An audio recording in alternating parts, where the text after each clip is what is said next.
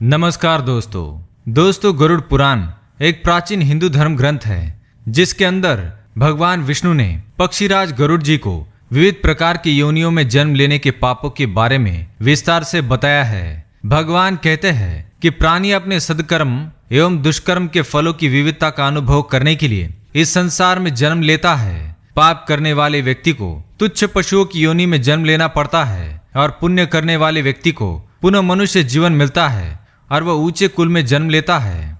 गरुड़ पुराण में इस प्रकार से कई पापों का वर्णन किया गया है और उनके दंड स्वरूप व्यक्ति को अगले जन्म में मिलने वाली योनि के बारे में बताया है, अर्थात उसके द्वारा किए गए पापों के फलस्वरूप उसे अगले जन्म में कौन से जानवर का शरीर मिलेगा इसके बारे में बताया गया है। तो आइए बिना देरी किए जान लेते हैं कौन सा पाप करने से कौन सी योनि की प्राप्ति होती है। पर उससे पहले दोस्तों, अगर आपने चैनल को सब्सक्राइब नहीं किया है तो इसे सब्सक्राइब कर लीजिए ताकि आप ऐसी आध्यात्मिक जानकारी वाले वीडियो देख सके।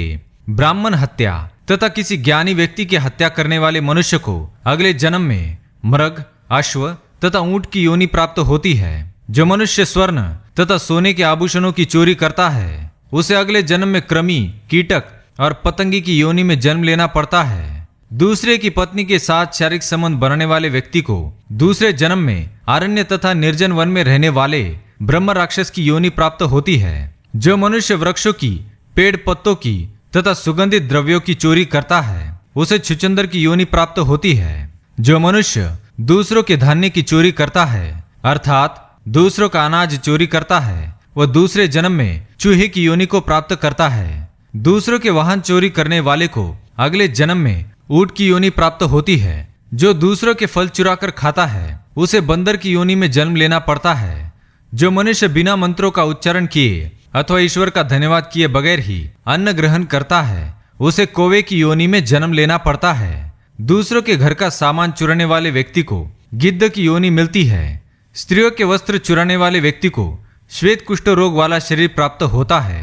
जो स्त्रियों के बल पर अथवा स्त्रियों के धन पर जीवन यापन करता है वह अगले जन्म में लंगड़ा पैदा होता है। जो पुरुष अपनी पति परायण चरित्रवान स्त्री का परित्याग करता है वह अगले जन्म में दुर्भाग्यशाली होता है।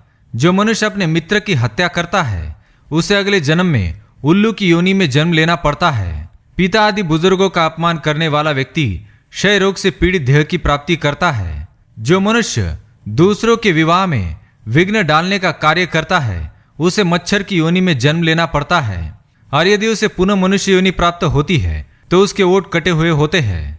जो मनुष्य दूसरों की गाय की चोरी करता है वह अगले जन्म में सर्प की योनि में जन्म लेता है। दूसरों को दान में बासी भोजन खिलाने वाली स्त्री को अगले जन्म में कुबड़ा देह प्राप्त होता है। बिना किसी को दिए अकेले ही भोजन करने वाला मनुष्य अगले जन्म में संतानहीन रहता है। जो मनुष्य दूसरों की झूठी निंदा करता है उसे दूसरे जन्म में कछुए की योनि प्राप्त होती है। जो पत्नी यौवन अवस्था में अपने निर्दुष्ट एवं सच्चरित्रवान पति का त्याग करके और दूसरे पुरुष के साथ संबंध बनाती है वह स्त्री अगले 7 जन्म तक स्त्री योनि में जन्म लेकर बार बार विधवा होती है।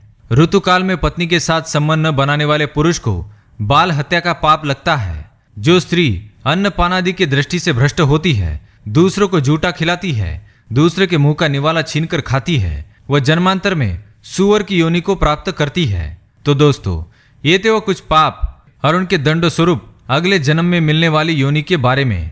अगर यह जानकारी पसंद आई तो वीडियो को लाइक करें, कमेंट में जय श्री कृष्ण अवश्य लिखें और साथ ही हमें यह जरूर बताएं कि आपके द्वारा भी कहीं ऐसे पाप तो नहीं हुए हैं। धन्यवाद।